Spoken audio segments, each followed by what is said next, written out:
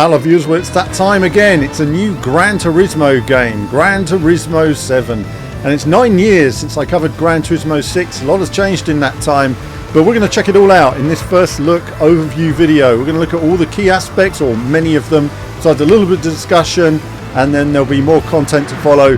But let's see what it's all about.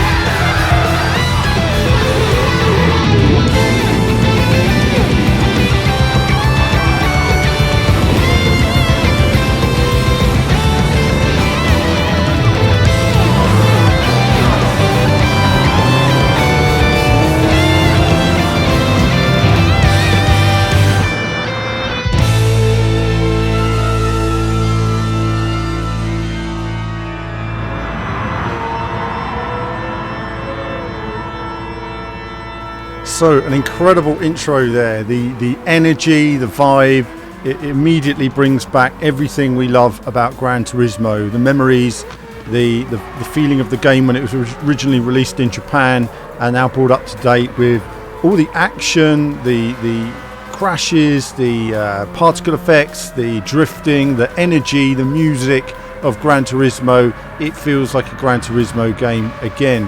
Where Gran Turismo Sport may have lost the elements that make everything of a Gran Turismo game, GT7 is finally the game you've all been waiting for, and we're going to go through it today and check out each and every part, and I'm going to give you some of my feedback and impressions on various elements as well. So getting stuck in then, we're off to Gran Turismo mode, and we need to unlock a few bits and pieces, but before that you'll start the game and you'll look at the music mode, which we'll show you a little bit of here while I'm talking.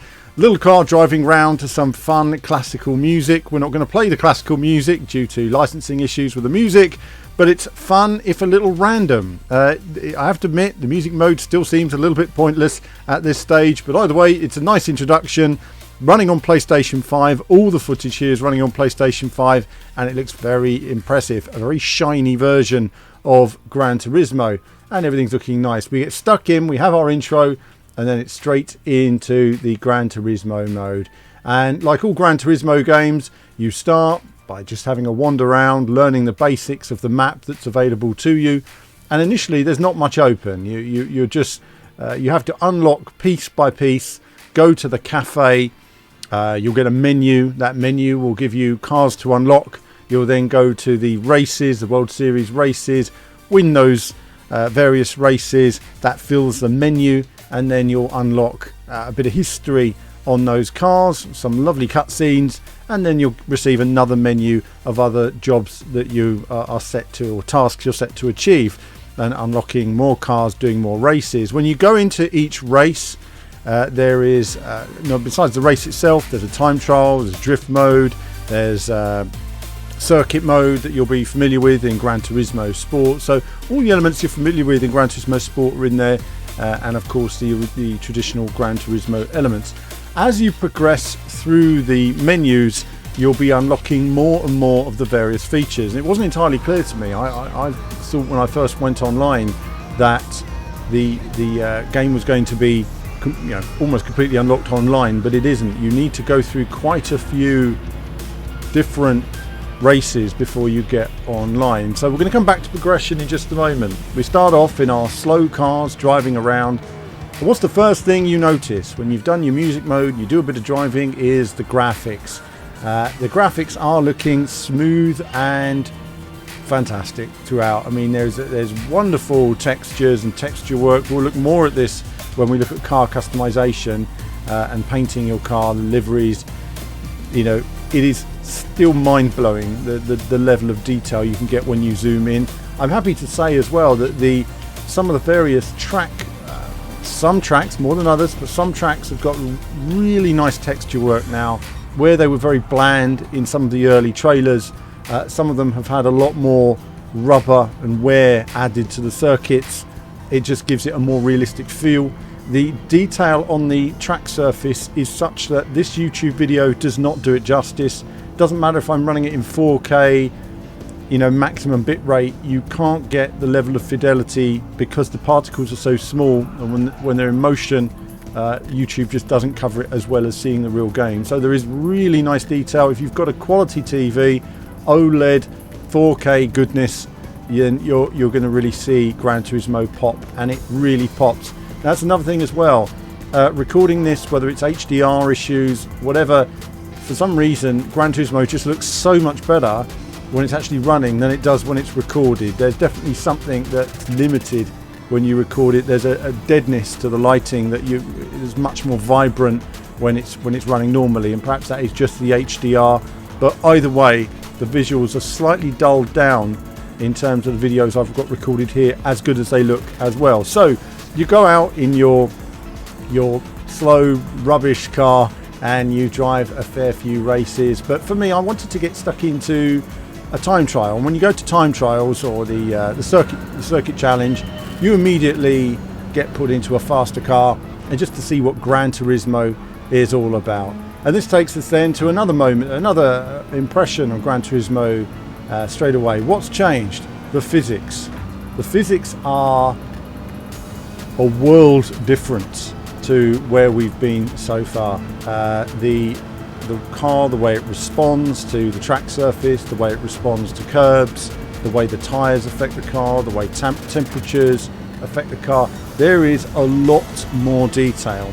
It's funny, you'll play Gran Turismo Sport, well no, you'll play Gran Turismo 7, then go back to Gran Turismo Sport, and you'll see huge differences to the type of handling now. There's a lot more depth.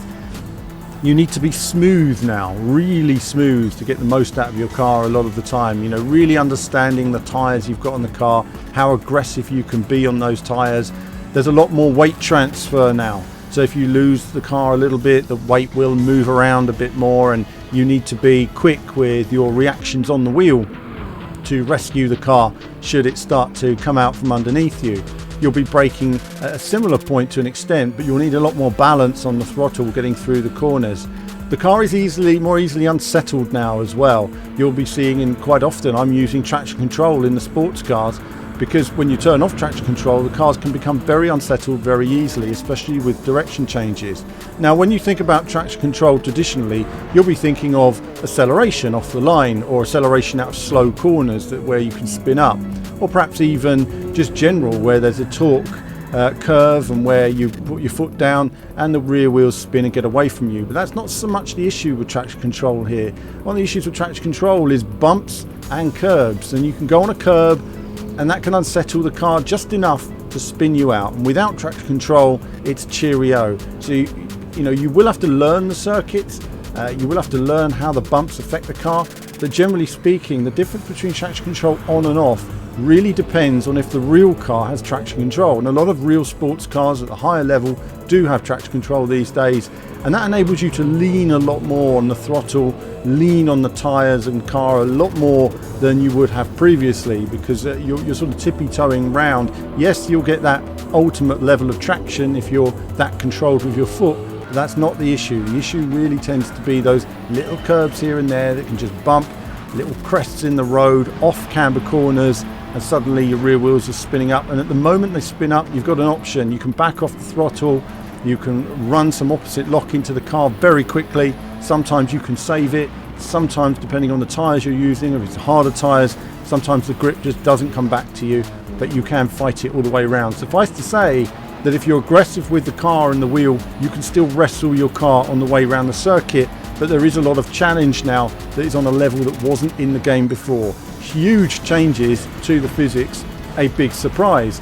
The next thing that the initial running gave me as well on Largo Maggiore was the changes to the course. There are changes to the crests and cambers on the older courses. So if you're coming back to Gran Turismo Sport courses, we may see some subtle changes throughout all of them, and I've not been on all of them, but there definitely seems to be more surface texture detail on the force feedback and various changes to the various undulation and elements throughout the course. Curbs have been changed, some have been changed into sausage curbs, some have been lowered.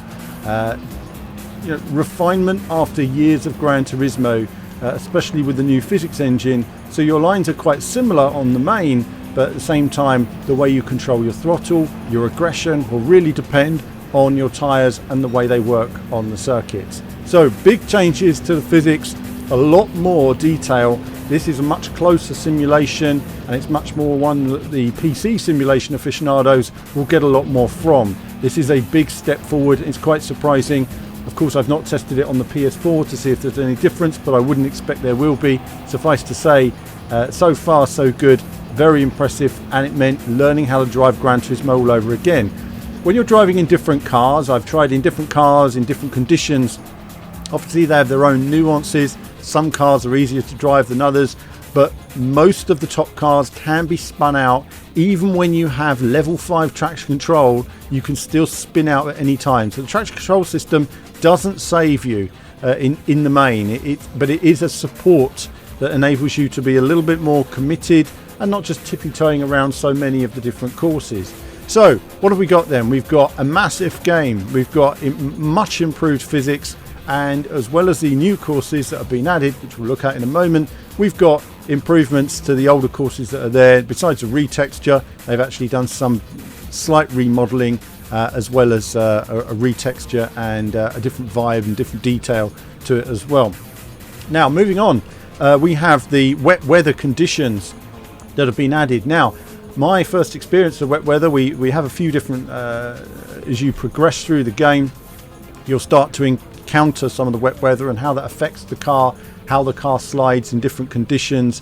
One of the most challenging races I encountered was a two-part race, where the second race was I was on hard dry tyres, sport tyres, and it was raining, so I had to tippy-toe round the first lap, but on the second lap the rain stopped.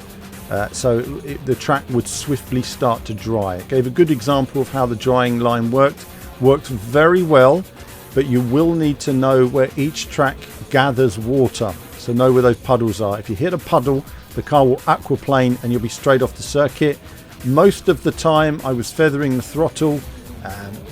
In the wet conditions there's no grip at all, and you're slowing down more and more and more, and it's very, very tricky. You can literally feel the car getting away from you. When the car starts to get away from you in wet conditions, if you're on dry tyres, there's no saving it, so you just have to take it slower and slower, and you generally get a feel in the car. It communicates well where it is, but of course if you go very fast you're likely to hit a puddle, or the aquaplaning just increases under the car and then you're just a passenger, you'll be flying off the circuit. But if you can hang in there till it starts to dry out, you'll begin to feel that grip, and the subtlety of grip change from dry to wet is fantastic. The way it's handled, you really do feel it. But I can tell you, I'm feeling it, I'm understanding it, and I'm getting more out of the car as well. So progressing through. Now I was talking a bit more, like you say, you've got various tracks that seem a bit worn, and Scapes in there as well, and obviously drifters are going to love that. And that's one of those circuits as well that has a nice worn feeling to it.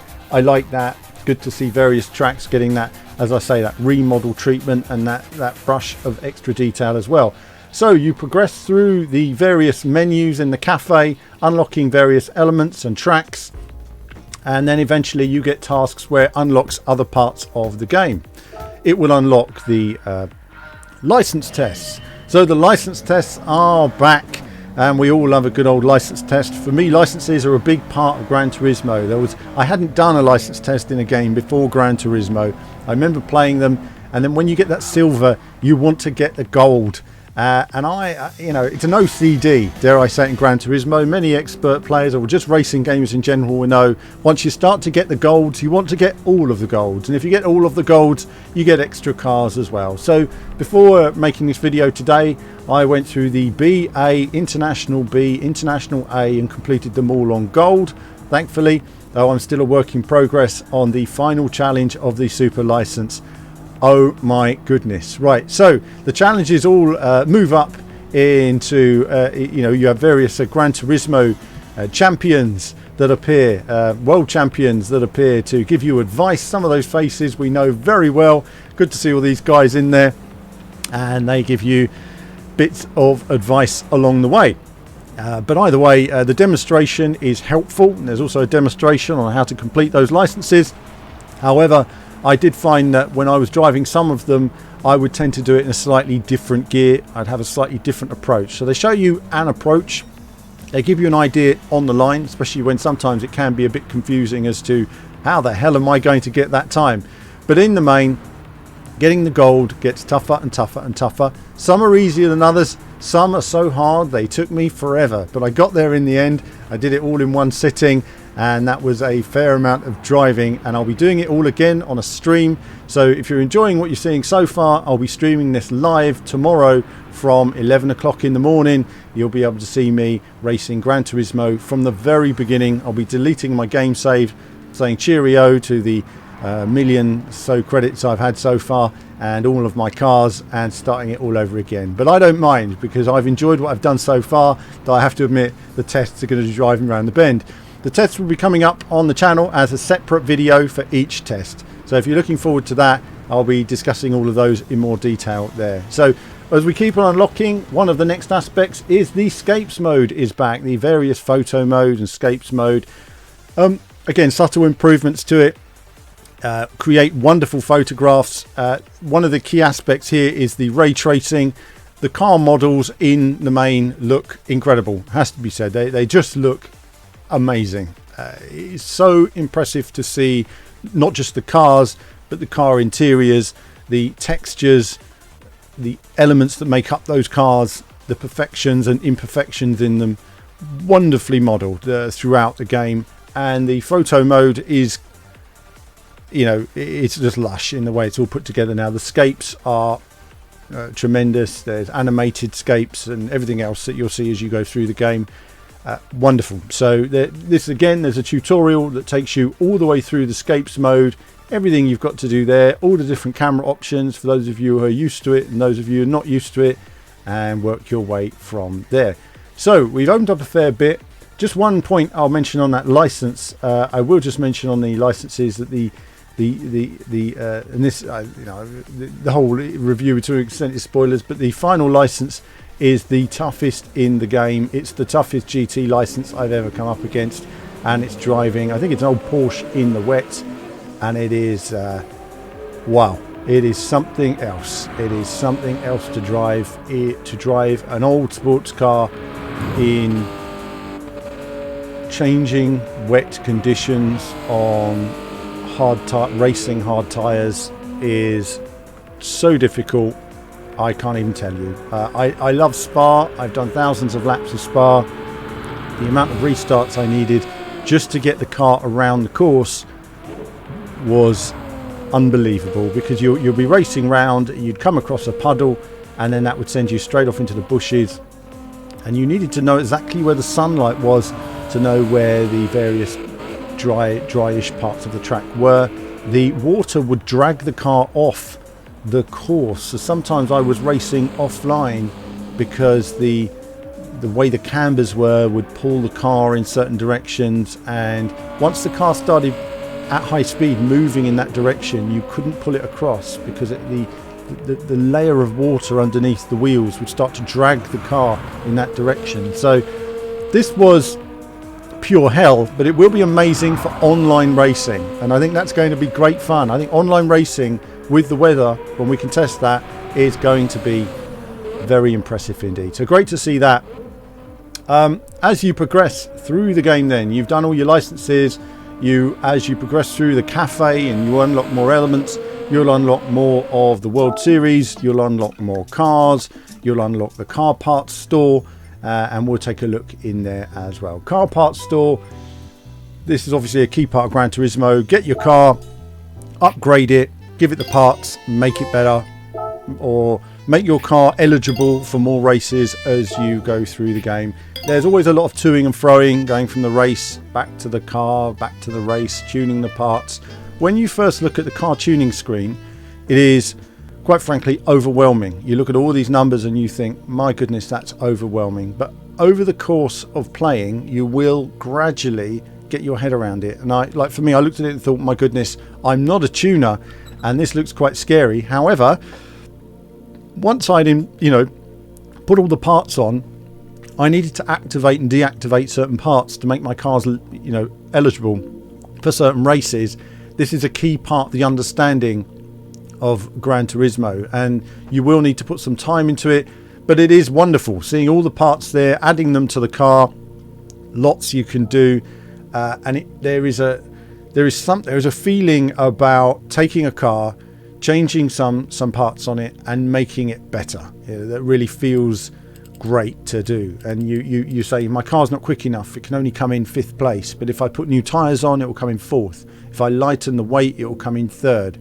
If I had a bit of suspension, it will come in 2nd. If I push really hard, I can come in 1st just with that. And it's about doing as little to your car as possible sometimes, just to get through those races, but also maximising your own driving and ability. Staying on that subject of tuning, as you progress through the game, you'll unlock the sport mode. Gran Turismo Sport is back in sport mode, and it's all pretty much as we left it before. Obviously the layout of the screens has changed. Set your qualifying time, jump in, do a race. At the point of doing this video, I've not had a chance to race online because the racing sessions are quite limited, but I will be racing online before this video goes up, and I'll add another video looking more at the online racing. So online, I did the online qualifying, but I noticed on the online qualifying I was a long way off the pace. Initially I put that down to the car and I was racing around Deep Forest and I was saying, goodness, I'm a long way off. But I improved my time by 2 seconds. Then I changed my engine performance bit by bit, increased my engine performance to the limit, and eventually from where I was 7 seconds off the #1 time, I was eventually under 1 second off the #1 time, and finding more time all the time. What's quite interesting is when you're doing qualifying mode is the time of day changes. It's a very subtle time of day change, but you'll see that the lighting alter as you race from the day into the night. I'd really be interested to understand the physics data that comes into effect when it comes to the overall, tarmac changing in temperature, that effect on the tyres, air temperature changes on the car. It'd be interesting to know what effect all of that has, and whether you can get optimum times during the day or during the night, depending on how well lit the course is and how well you know the course in terms of air temperature and general ambient elements. So improve my time, and that was from just going back to the shop, understanding what parts I needed, or just simply tuning bits on the car, or just refining that engine performance to where it needs to be. So you unlock the sport mode, got it all in there. There will be a little bit of toing and froing initially when you're first playing the game, because you'll need to buy all your cars, then you'll need to buy all of your tyres for all of your cars, and then eventually you'll have cars in your garage, and it will become a quicker process. But when you first go online, it will take time. Now, what does that say? Well, for me, playing offline and going through the one-player game first is key to Gran Turismo 7. I would say that if you're already an A+ expert driver, you may want to jump into sport a bit earlier. But in general, you're going to have to purchase lots of tyres, lots of parts. Tyres all need to be purchased now. The racing tyres are very expensive, the wets, the intermediates, so you're going to need to save up a lot of cash. And if you've got 10 cars, you need to buy the 10 tyres for those cars.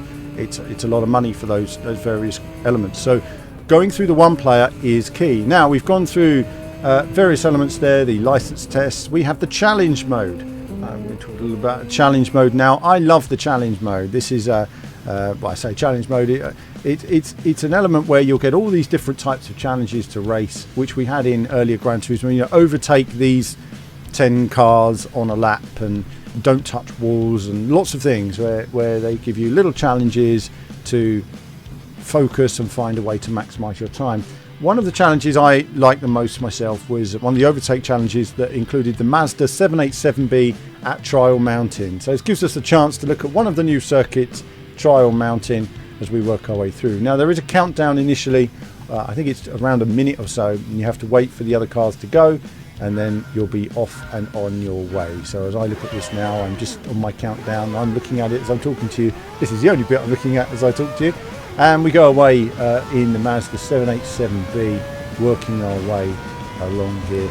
And Trial Mountain then, it's all very nice, very smooth in this car. It's actually, if you look at the throttle, you're not always full throttle. You're lifting and on the power gently. It's unsettled through the tunnel. It's all classic, as you imagine, with the original layout here. It's a bit more open through here, but you still got to get that apex pinpoint right. You would sort of want to oversteer in. I understeered sadly through there. You want to oversteer in, and you do want to, and you will have to do it perfect when you get gold on your license. Again there, I was a bit compromised on my entry, but that's okay. And again, you will be tight in. Sometimes just going down a gear for a second helps with just getting the car turned in. And then this is where you really make your time up. Now this is a section of the track I wasn't as keen on, but I'll talk about that later.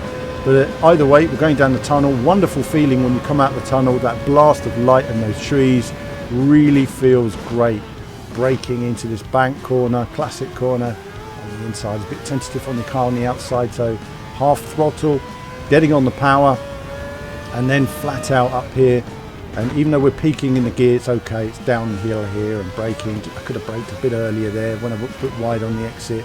I did a lap that was perfect before this, and the recording didn't work. It was a bit of a shame, so I had to run it again. And the big problem with this is you had to wait 1 minute before you could start the challenge again. So if you do restart, you have the full 1 minute wait before you can actually go, and that feels like an eternity when you're recording. So, and the final car is up the road, but it's got no straight line speed, and we have. So we storm along in the awesome car, and we do a great job there. What a great challenge. That was good fun, and there are other challenges as well that revolve around different courses, a bit of rallying. Let's talk about rally. Rally is back or dirt racing in Gran Turismo 7.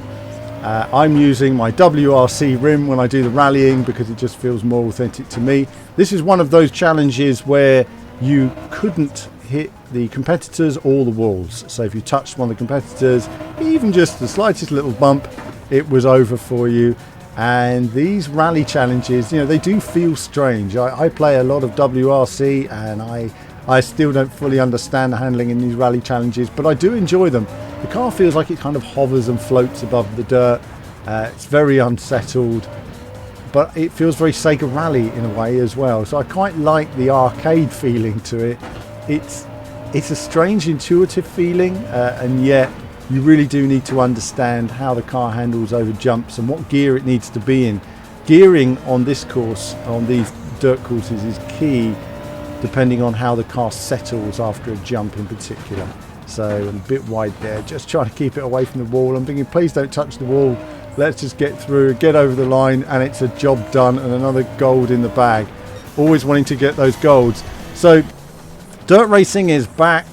Enjoyed what I've played of the dirt racing so far.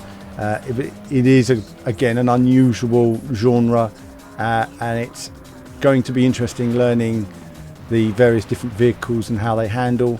I couldn't say I've played enough of it on Gran Turismo Sport to do a deep analysis comparing Gran Turismo Sport, so I couldn't really go into the differences in handling between that one and this one, but it definitely feels like that you get a bit more surface detail through the steering this time, so I was definitely able to get more out of the off-road racing and enjoy it more this time than I was before. But it is always rally and off-road has always been a very strange inclusion in all of the Gran Turismo games, and it's always been a very unusual handling type, despite somehow enjoying it for what it was. So we've been through many of the key elements of the game now. One of the final aspects, obviously, you've got your body shop there. You can wash your car, change your oil, and perform various modifications to your car. And at this point, this is where we look at ray tracing. So there is two graphical options in the game, a performance mode and a improved graphics mode that adds ray tracing.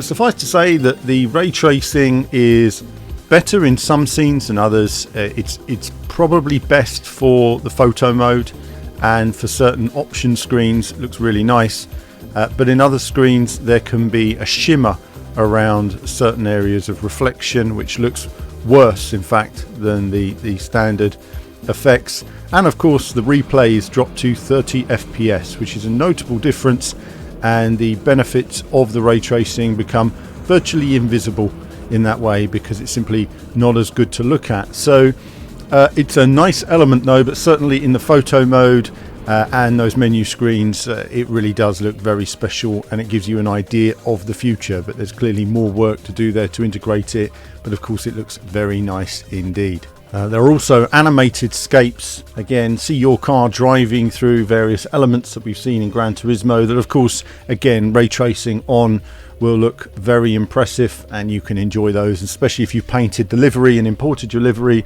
You can see all of that. So obviously at this point I haven't had the opportunity to import my livery, but I will be in the coming days, and we'll look at all of this in greater detail. So there we have it, viewers. Gran Turismo 7 has an awful lot of content in there to look at. I haven't even covered everything in this video. I mean, for example, I was talking about the detail on some of the bodywork. You know, I purchased the carbon fiber bodywork look, zoomed in on it in the lighting, and it looks absolutely amazing with or without ray tracing. So far the ray tracing doesn't add an awful lot in motion, certainly more in the photograph mode at the moment.